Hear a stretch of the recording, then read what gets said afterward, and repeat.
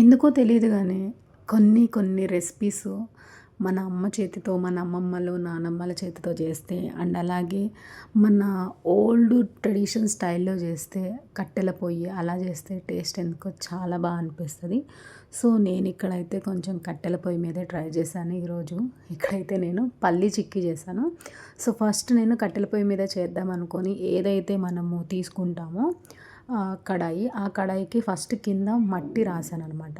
అప్పుడు మనకి ఏంటంటే తర్వాత వంట అయిపోయిన తర్వాత క్లీన్ చేసేటప్పుడు ఈజీ అవుతది. అంత ఎక్కువగా బ్లాక్ అవ్వదు. సో, అందుకని చెప్పేసి ఫస్ట్ కొంచెం మట్టి రాసుకున్నాను. తర్వాత పొయ్యి అయితే రెడీ చేసుకున్నాను. కడాయి పెట్టేసి పల్లీలైతే వేసేసుకొని అది ఇక్కడ మనం మంటని అడ్జస్ట్ చేసుకోవడానికి అవ్వదు. లో ఫ్లేమ్‌లో, హై ఫ్లేమ్‌లో అని చెప్పేసి. సో, మనకి పొయ్యి మీద అయితే లో ఫ్లేమ్‌లో పెట్టేసి ఒక 2 మినిట్స్ వేరే పని ఏదన్నా చూసుకున్నా గానీ అంతగా ఎక్కువ మాడదు. కానీ కట్టెల పొయ్యి అయితే అలా గాదు. మనకి ఎండలకి ఈజీగా మంట అయితే మనం కంట్రోల్ చేయలేము. సో, అందుకని నేను కంప్లీట్‌గా అది ఫ్రై అయ్యేంత వరకు కంప్లీట్‌గా ఫ్రై చేస్తూనే ఉన్నాను. లైట్ బ్లాక్ కలర్ అక్కడ మీకు వీడియోలో చూస్తే అర్థమవుతది. ఆ ఫేస్ వచ్చేసిన తర్వాత నేను తీసేసుకొని వేరే ఏదన్నా పెద్ద ప్లేట్ గానీ, లేదా చాట గానీ, చాటలో ప్లాస్టిక్ చాట గాకుండా వేరే చాట ఉంటది. ఆ చాటలో వేసుకొని మనము కొంచెం ఆరబెడితే ఓకే. ఆ టైంకి నా దగ్గర ప్లాస్టిక్ చాటే ఉంది. ఈ హీట్ దాని మీద వేయటం ఎందుకని చెప్పేసి నేను ఒక క్లాత్ తీసుకొని దాని మీద అయితే పరిచేసి కొంచెం ఫ్రీగా సర్దేశాను. అంటే త్వరగా ఆరడానికి. ఈలోపైతే అదే కడాయిలోకి కొంచెం బెల్లం తీసుకున్నా. అంటే బెల్లం ఇక్కడ నేను 3/4 కేజీకి 1/2 కేజీ బెల్లం తీసుకున్నాను. ఎందుకంటే అంత మరి టూ మచ్ స్వీట్ అయితే మేము తినము. నార్మల్ స్వీటే తింటాము సరిపోతది. ఆ బెల్లం తీసుకొని బెల్లంలో కొంచెం వాటర్ ఏసుకొని అది మెల్ట్ అవుతా ఉంటది కదా! అది పక్కన పెట్టేసా. ఈలోపు మనకి పల్లీలైతే కొంచెం చల్లబడిపోయినాయి. సో, దాన్ని నేను ఫస్ట్ హీట్ ఉంటదనుకోని కొంచెం క్లాత్ ఏసి మొత్తం అయితే రఫ్ చేసుకున్నాను. వీడియోలో చూపించినట్టుగా మనం మొత్తం చేస్తే మనకి ఇవి 2గా సపరేట్ అవుతది. ఇవి చాలా స్ట్రాంగ్ ఉండేసరికి ఓన్లీ పొట్టు మాత్రమే పోయింది. 2గా బద్దలైతే అవ్వలేదు. సో, తర్వాత మనం దానిపైన ఉన్న పొట్టు పీల్ అవుట్ మొత్తం కూడా ఇట్లా చెరుగుతా ఉంటే చాటలో వేసి మనకి ఆ తొక్కంతా పక్కకొచ్చేస్తది. ఓన్లీ పల్లి మాత్రమే ఉంటది. ఈలోపు మనకి పాకం అయితే చూసుకోవాలి. పాకం అంతా ఆ బెల్లం కూడా మెల్ట్ అయిపోయి మనకి ఇలా కన్సిస్టెన్సీ వస్తది. యాక్చువల్లీ ఇది తీగ పాకము. దీనికి మనం తీగ పాకం పట్టాము అనంటే మనం తినేటప్పుడు పళ్ళకు అతుక్కుంటా ఉంటది. అంత మంచిగా అనిపించదు. కరెక్ట్‌గా పాకం తెలియాలి అనంటే మనము ఒక ప్లేట్‌లోకి నీళ్ళు తీసుకొని ఇది కొంచెం కొంచెంగా వేసినప్పుడు సౌండ్ రావాలి. నేను వీడియోలో చూపిస్తాను. ఇక్కడ యాక్చువల్లీ నేనైతే కొంచెం ఇలాచీ పౌడర్ వేసుకోండి. నాకు అక్కడ పౌడర్ లేక ఇలాచీని దంచేసేసాను. కొంచెం గీ వేసుకున్నాను. ఇదంతా కూడా మనం కలుపుతూ ఉన్న తర్వాత కన్సిస్టెన్సీ చూసుకోవడానికి ఒక ప్లేట్‌లో వాటర్ తీసుకొని ఆ ప్లేట్‌లో వేసి చూడండి తెలుస్తది మీకు. అది ఎలా వచ్చిందని. నేను కూడా 2, 3 సార్లు తీసుకున్నా. కానీ ఇక్కడ నేను మాత్రం ఫైనల్ క్లిప్ మాత్రమే పోస్ట్ చేశాను.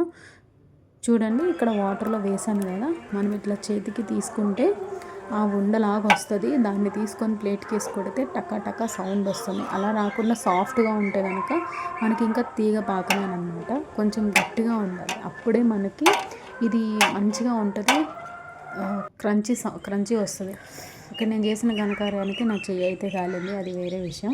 సో, ఈ చెయ్యి కాలడం వల్ల నేను అది గరిటె పట్టుకోవడానికి కొంచెం ఇబ్బంది అయింది. సో, మీరు వంట వండేటప్పుడు కొంచెం జాగ్రత్త. ఇలా కాలినప్పుడు వెంటనే ఆయిల్ వేసుకోవాలంట. నాకు ఆ విషయం తెలీదు. సో, తర్వాత మనకి పాకం అయితే రెడీ అయిపోయింది. దీనికోసం నేను పల్లీలు అయితే యాడ్ చేసుకున్నాను. పొట్టు తీసి పక్కన పెట్టుకున్న పల్లీలు మొత్తం అయితే యాడ్ చేసుకొని మొత్తం ఒకసారి బెల్లంలోకి అప్లై అయ్యేలాగా మొత్తం ఒకసారి మిక్స్ చేసుకొని తర్వాత ఒక ప్లేట్‌కి నెయ్యి రాసుకొని ఆ ప్లేట్ మీద ఇదైతే వేసుకొని మనం మొత్తం చపాతీ కర్ర అయినా ఓకే, లేదా తీసుకున్న గరిటెతో అయినా చేసుకోవచ్చు. కానీ ఇక్కడ నాకు అప్పుడే చేయగలిగింది కాబట్టి నేను అంతగా సపోర్ట్ చేయలేకపోయాను. ఏదో కొంచెం అలా మిక్స్ చేసుకొని ఆ గరిటెతోనే మొత్తం ప్లేట్ మొత్తం అప్లై చేశాను. చాకుతో కోయటానికి పట్టుకోవడానికి అవ్వలేదు. సో, ఇంక అదంతే వదిలేసాను. మీకు కావాలంటే మీకు నచ్చినట్టు స్క్వేర్ షేప్స్‌లోనో మీకు నచ్చిన షేప్‌లో చేసుకోవచ్చు. ఇదంతా వద్దు అనుకుంటే పప్పు ఉండలు అంటారు కదా! ఉండల టైప్ అయినా చేసుకోవచ్చు. As your wish. సో, అలా చేసుకున్న తర్వాత నాకు ఎక్కువ టైం కూడా పట్టలేదు. ఎందుకంటే పాకం కరెక్ట్‌గా వస్తే మనకి ఈజీగా అయిపోతది. ఒక హాఫ్ అన్ అవర్, 1 అవర్‌లో మనకి చిక్కీ అయితే రెడీ అయిపోతది. సో, ఇలా వేసుకున్న తర్వాత నేను మొత్తం అదే గరిటెతో చేసుకొని వేరే 2 ప్లేట్ల మీద పోసాను. ఒక ప్లేట్‌కి అయితే కొంచెం ఘాటులాగా పెట్టేసాను. ఇంకో ప్లేట్‌కి పెట్టలేదు. సో అలా పెట్టుకున్న తర్వాత మనకి తీసేటప్పుడు చాలా ఈజీగా వచ్చేసిద్ది.